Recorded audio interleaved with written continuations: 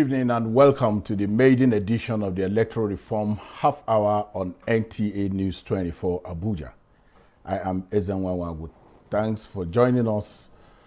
Electoral Reform Half Hour is a program aimed at fostering inclusive dialogue among citizens from varied backgrounds concerning electoral reform and constitutional amendment. It also hopes to enhance public understanding and awareness regarding electoral reform and compile and possibly present citizen-derived recommendations to the National Assembly and INEC for consideration. This program is brought to you by Peering Advocacy and Advancement Center in Africa with support from MacArthur Foundation. In a democratic society, the media serves as a crucial watchdog, ensuring transparency and accountability in electoral processes.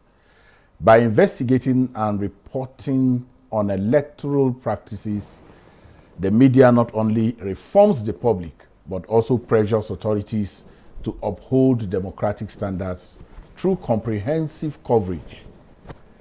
Media outlets bring to the light issues such as voter fraud, electoral irregularities, and policy changes, fostering an informed electorate and encouraging civic participation. They also play a pivotal role in educating voters about their rights and the importance of their participation in the electoral process. Joining us tonight is Seun Okinbaloye, a political journalist with extensive experience in producing and presenting broadcast programs covering political events and managing media events with a high-energy background in television. Seun excels in creating compelling stories and using new media platforms to build brand awareness and engage with diverse audiences. Seun, it's more than a great pleasure to have you tonight. Thank you so much, Ezenwa. Thank you so much. I appreciate the effort you are making in this kind of venture that you have forayed into. Well, we've done this severally. You have extensive background in reporting elections, not just reporting elections, and being at the center. And that's what makes you the must be person in this program tonight. So I just want to see how we get into the issue of misinformation, as this has become, very top issue in the electoral landscape in the country. And sometimes it leads to confusion and effectively even distrust among voters. How can we combat misinformation using, current, digital possibilities? How can we combat misinformation? All right, I think we need to set the record straight, And the tool of misinformation, it has another name. Fake news. What is not the right information is either a disinformation or a misinformation. Is either you are intentionally trying to twist the information, twist the truth, or you are trying to use it in such a way to affect the end goal or the result. That means that there are people who set aside, who sit down and plan and say, okay, I want to make everybody believe that Ezenwawagu is actually a woman. We'll tell everybody that is a woman. We'll tell everybody who is not. Change your identity, change who you stand for, change your value. Sort of disinforming and breaking down everything that your identity is all about. That's one role that that particular pandemic. I'll say it's a pandemic of the new era of digital age. And it emerged with the use or the emergence of the new media, the social media, and everything that has come with technology. And what that has done is that it has put the tools of mass information into the hands of the ordinary people. Where were we coming from? We're coming from the ages of newspaper, the age of radio, the traditional media, where the tool of informing the mass media is in the hands of selected people.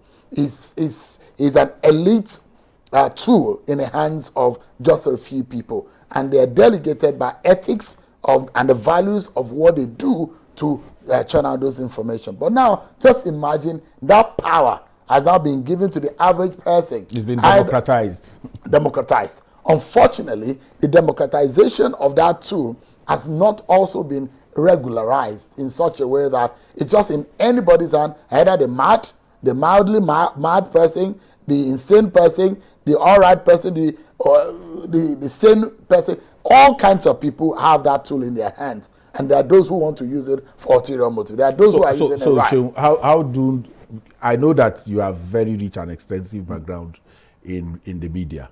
How can media outlets use their platforms to combat this pandemic? Right. So now the idea is misinformation has become a major tool.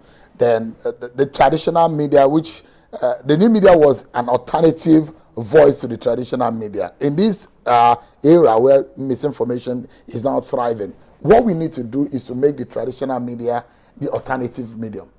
So it becomes the check and balance for the new media, because when people cannot believe what goes on, when people cannot trust what they see on the new media, what they reliably will look forward to or fall back to is the traditional media. And there are fundamental issues here that we need to look at. Can we fact check the information that you get? What you can get from a traditional media is the issue of integrity, trust, values, ethical practices, which are not found in the social media on the new media space, because it's been democratized, like you said. So the traditional media now serve as the police of the new media age, because that is when you can put an identity, because anybody can hide behind any handle. Anybody can give information, calls himself a Susan, and in fact he's a Jonathan sitting somewhere far away from where he or she says he's tweeting or is releasing information I understand that, but you know that this program was battered really to combat misinformation in some way, and that's why PACA is decided to partner with the Nigerian Television Authority. Electoral reforms is taking the front burner. How do we use media outlets to combat this, especially in their reporting, to ensure that, you know, they contribute to the current efforts at genuine electoral reforms, and rather than just simply reinforcing existing biases? Absolutely. Now, part of what you're doing with the NTA is one of the big two, to deliberately inform the public about the danger in misinformation and the awareness that do not believe everything that you see. If you see an information on the social media or the new media, can you cross-check which other mainstream media organization is using that information or has that information? If it is not done, do not spread it. Because what happens is that people get an information, they've not been able to validate that information, then they spread it to you, you spread it across, and it's been spread across. So one major thing is that education of the average person, the voter, the electorate, the Nigerian person, to say, look, there is the existence of misinformation, of fake news out there. Then there is also the fact that at the end of the day, you need to cross-check with the traditional media, and there need to be a deliberate effort by partners to be able to come together and fight it, because it's a pandemic. We cannot sit in our spaces and think that, oh, misinformation is just there. It will kill our society if we are not careful. And I can give several examples where fake news has almost wrecked their society, changed the landscape, changed things. In American election, they saw what happened. In our own election, we saw what happened too. They've literally said the person who went to do PhD in the 2023 election does not have the PhD. The person had to come out to say, I finished from so-so school, I did so. You have to start explaining yourself, because that is the danger that fake news poses. So what are the tools that are available to the media outlets to be able to do this effectively? First and foremost, is that there needs to be a counterbalancing. Now, the tool by which misinformation is being spread out, the traditional media need to also be very strong on those platforms, such that if you are, by the time you're checking one or two thread, you will see the truth. If people are spreading fake news and they see the NTA, they see AIT, they see Channels TV, they see Arise, they see all of the traditional media, and they're reporting something that is different from what the fake news is. People easily will know. So the strength of the traditional media has to be fortified. You need to go to the same battleground, the battlefield, to fight the purveyors of fake news. That's one way. And I mentioned this earlier on. There needs to be that conscious awareness. And I see that a lot of the times people just pass information on the traditional media, not putting a background to it. Take, for example, if anybody has said, Ezenwa Wagu is a Yoruba man from Ekiti State, and you know you are not, and you reporting it on the traditional media, for example, say, Ezenwa Wagu is from so state in the southeastern part of the country. However, there are fake news out there because we need to deliberately point out the fake news. Delegitimize. Exactly. So not only that, you are also power for power, strength for strength, in the same turf, fight fake news. You also need to deliberately highlight what the fake news and that's one thing that we need to consciously do as a media. We're going around the country in a training program, and because you seem to give the impression that the challenge is with the social media and the democratization of the digital space, but what it eventually comes out is that we're dealing with issues around the Electoral Act, and you have the most enlightened segment of society not even being conscious, including, you know, journalists and media people, not even being conscious of what is in the act itself. How then can they combat? It's a laziness of the mind. And look, there is a prevalence of the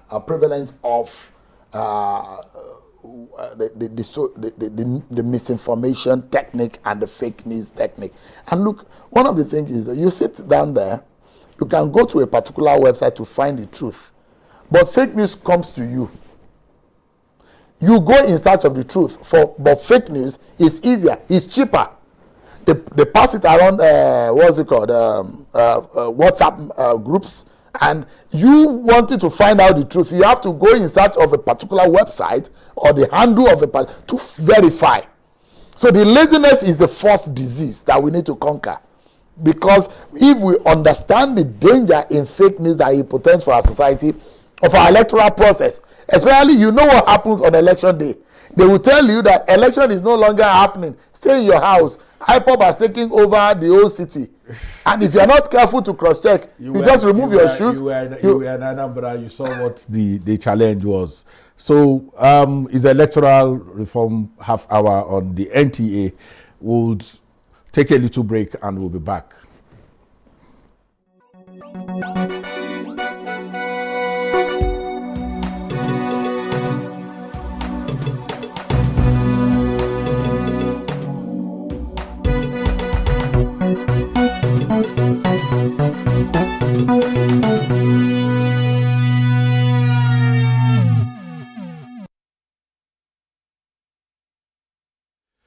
Yes, Seun, great to have you, like I said earlier. So how do we get into the grassroots? Because that's where the bulk of this misinformation is consumed. Seun Okinbaloye said it. Then that's it. How do we? Because that's where the issues need to get to now. How can these digital platforms be specifically, used to reach the grassroots? And I dare say that it's actually cheaper to reach the grassroots. The sophistication of the new media space, I keep mentioning the new media, is not the only medium of or platform through which fake news and misinformation is being spread. But it takes a whole chunk of that blame of how misinformation happens. I mean, a state in this country that the governors will specifically appoint a special advisor on rumor mongering. Where if you are not careful, your name will literally be changed and you'll be unaware that you have a change of name. I think what is easier to be done is for election purposes. Unfortunately, there is a breakdown in the structure of voter awareness. Even in INEC is taking a backseat in voter awareness. Every political party has the duty also to play their role in voter awareness. for the sake of election, we need to put pressure on political parties to earmark money, resources for voter awareness. I mean, there are still places in this country where town criers still go around with passing information. There needs to be deliberate people when there are time for inoculation, for some kind of immunization. Yes. You see the immunization officers with their immunization kits and gadgets. They go around door to door. I mean, it is not for us to be able to fight misinformation. We need to get on the ground. There are places that internet has not even reached, but there is one man in the community that they believe so much, and he's the Lord and Master of information. When he comes and he throws that misinformation, everybody grabs it and everybody's believes it. So I don't like to call them local media. I like to say subnational media, media organizations or domestic media. Yeah. How you are here and you have a national following, and Seun is everywhere in people's homes. How can national media, because the subnational media are under-resourced and sometimes even underfunded. How can those of you who play very significant role in the national media support the subnational or domestic media organizations? I think what the so-called more national media outlets, what needs to be done is to have a more intimate partnerships. There are areas that the national or the bigger networks cannot reach, that the subnational or the local media organization can reach. You cannot fight the local media or battle the local media or engage the local media in their own terrain. They own it. They are the Lord and Master. You need to partner. There are advantages that they have over the bigger media. And one of the other things, apart from partnership in the area of training, partnership in the area of exposure, partnerships in the area of program exchange, creativity, idea exchange. All of those things need to come in play. If there are major elections, or those who are very savvy and exposed in covering larger election can also come around, train, help retrain, retool, and help retool those who are in the local community. In fact, when one of the in those off-cycle elections, and in all of the things that I do for my media organization, GOtv, is the fact that we organize a whole lot of engagement. In those engagement, I go 2-3 days to the local media organization and seek partnerships with them, because you as a bigger network, you cannot reach what they can reach. I mean, I used to work for the NTA, and those years, I mean, it is your 23rd year that you have not entered into any NTA station. Now, but the thing about the big and the local is the fact that the bigger one has the power of a larger, but the local one has the more penetration, depth. So the synergy has to be there. Realization of the strength of for each is very critical to see how that partnership, especially training. There's never, every election cycle, I try as much as possible to bring my team, even if it's 1 or 2 hours of refresher. We got to do a refresher before we hit back to the field. That, I think, that partnership is very critical. So I've seen increasing, partisanship in media reporting, and indeed polarization, if you like to say so. So my challenge has always been how do we get the media to remain impartial?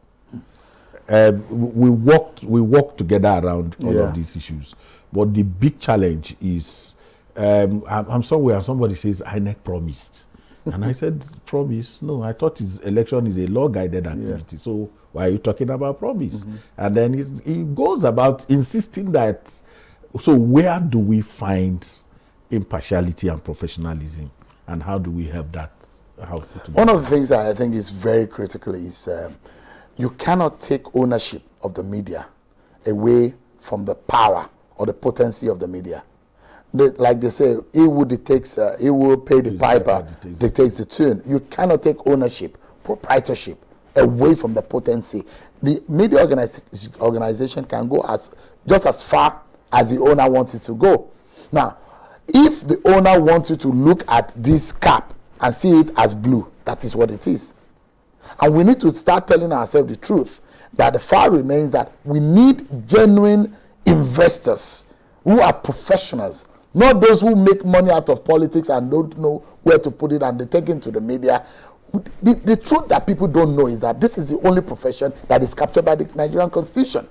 And it gives the power to the media to be able to hold government to account. So if you have people who are fraudulent, people that their ways are not validly, founded, go into the business of the media, they will ruin our society, because media is at the heart of the society. It guides, it's the compass of the society. Now, the biases will always be there, because the issue of proprietorship and ownership is very critical. Now, there needs to be law specifically guiding the operation of media outlets, even to the issue of remuneration. An hungry journalist is going to be a dangerous journalist. It's just like an hungry policeman carrying AK-47. It's going to be a disaster to the society. So it's very critical that the media cannot be impoverished, because the country and the society is in danger. Seun, I used to say that now that you have laced your media experience with the law, which puts you on a very sound footing, what are the best practices that you think can be deployed by media outlets and organizations to eliminate, avoid biases in those reporting? I used to say that the media owners employ talents and turn them to marketers or businessmen. Yeah. And then say, go and raise money. But the reason you employ the person initially was not that. What are, from what you've seen, especially, I know that you also have some experience outside the country, what are those best practices that we can bring to bear? I think legally speaking, the framework in which the media needs to work has to be broken down, refreshed, and repurposed. And a lot of people may not like it. The NBC is not the best to do check and balance on the media. Anything that is controlled by the government is not the best to do check and balance on the media. I think with the power of the military laws which came into being, bringing the Nigerian Broadcasting Commission into force, needs to be.